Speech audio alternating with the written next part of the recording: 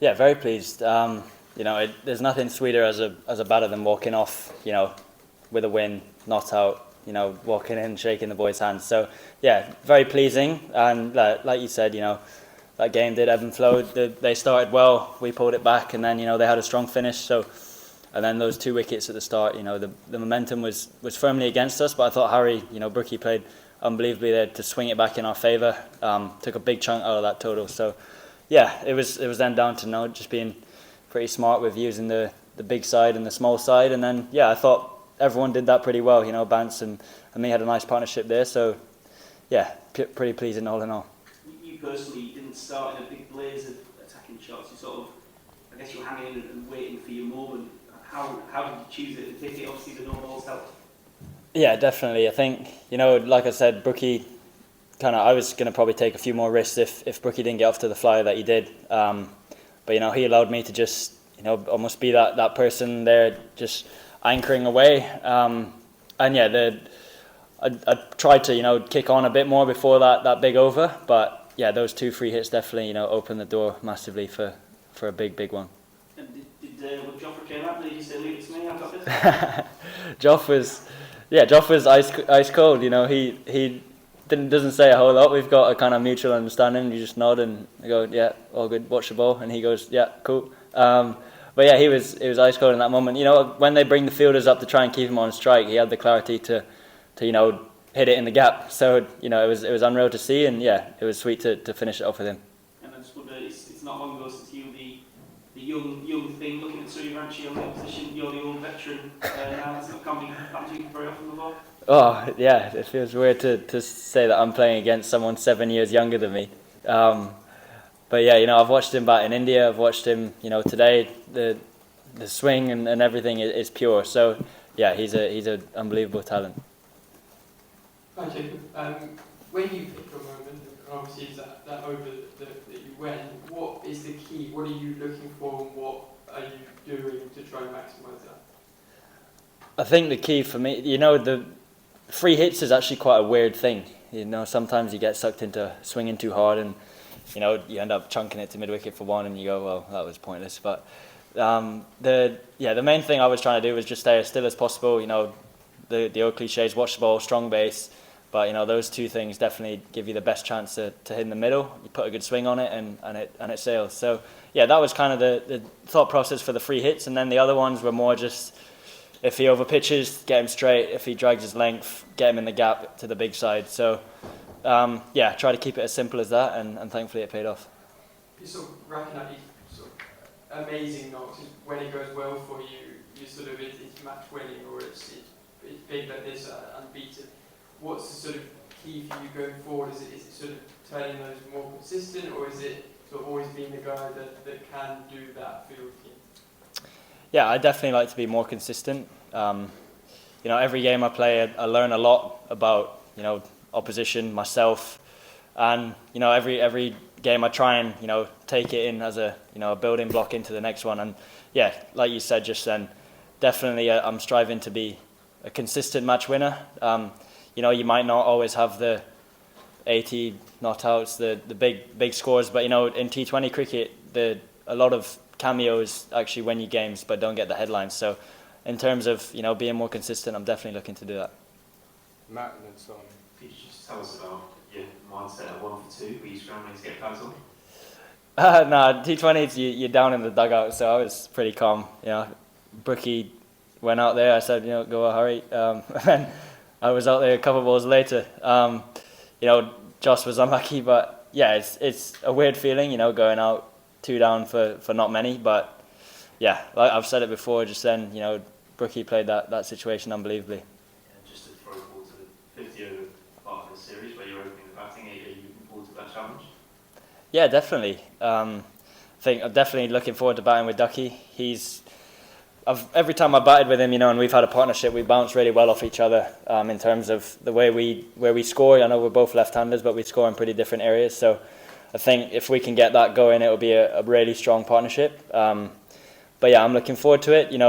I've never opened the batting in 50 over cricket, but I can take kind of different aspects. Bit from my Red Bull game, bit from the T20, and hopefully mould it into quite a good template. So yeah, definitely looking forward to it. Simon. Cheers. And then you give her. Just on losing those 20 wickets, what does it say about England that, and for this team, that from such a terrible start against the best T20 team in the world, you have the batting depth and the confidence to lead it? Yeah, it says a lot. I think, take it back to the World Cup where we actually, found ourselves in those positions a lot and was able to scrap. Jaxie, having him coming in at 7 gives our whole batting lineup a huge amount of confidence that we can take the game on and do special things like today. But yeah, it's just another notch in the right direction in terms of confidence for us as a batting group. I think you don't look at the scoreboard too much and worry in those situations when you have the depth of Sam batting 6, Jaxie 7, even Joff. He and everyone coming in after that, they can do a job. So yeah, I think it's just another step in the right direction for this batting group. You talk about going back to the World Cup. In that semi-final, you scored a brilliant century, but for nothing in the end. And it felt like when Will Jacks got out in that game, that was kind of the end of it. When Will got out here, it kind of felt like that again. Didn't work out that way. Yeah, I think I'll try and answer the question another thing. Jaxie is playing a different role to what he's played for a long time. That role is hard.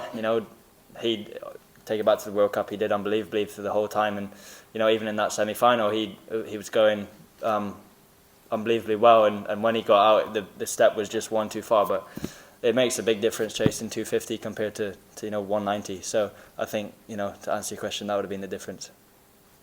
My question was actually also about that World Cup, that game, but actually your innings in that game in Mumbai, the terms were dictated to you had to go from ball one. There was no other choice. Today you sort of sat in behind, you mentioned Bookie a couple of times, and you kind of made the innings feel a bit longer, if you know what I mean, like you give a bit of air to the innings. It seemed you're quite calm. Can you sort of talk about keeping calm through that period? Yeah, I think, to go back to a question I've answered before, in terms of consistency and stuff like that, you become more consistent when you just play in a situation. Like you said, the World Cup was a complete anomaly. You don't chase 250 very much. So, yeah, that situation was dictated in a different way, that you go in hell for leather from ball one. And then today it was just about, there was times where I wanted to, it crosses your mind to, should I try and hit this Wolf 6? While he's at the top of his mark, but you go, no, can give yourself a bit of a chance. And then you kind of stumble upon the moment in the game that you can really hammer it home. So yeah, I think it's just about being really clear, have that good dialogue within you and your partner to just kind of bring each other back when you're feeling itchy. And 20 overs, as short as it seems, is actually quite a chunky bit in that middle period where it can go one of two ways. So. And you mentioned it before, you had many good innings now for England, but that one is significant, getting the team over the line to a victory. Does that sort of feel a bit different? Yeah, this one, I'd actually put it up close to the top. I've scored a few hundreds, but only one of them was in a winning cause. We lost in Australia, we lost in India, so both of those games, you kind of looking going, what more? I needed to do more. Whereas today, I'm all smiles. We've gone 1-0 in the series. There's a few scars against India, so it's nice to get one up on them. And yeah, it's just a lot of confidence going into the last 3 games. We'll finish up at the back. Hi Jacob, incredible innings. You couldn't finish it off in the semi-finals. Today you did. Just wanted to know if you answered. Thanks.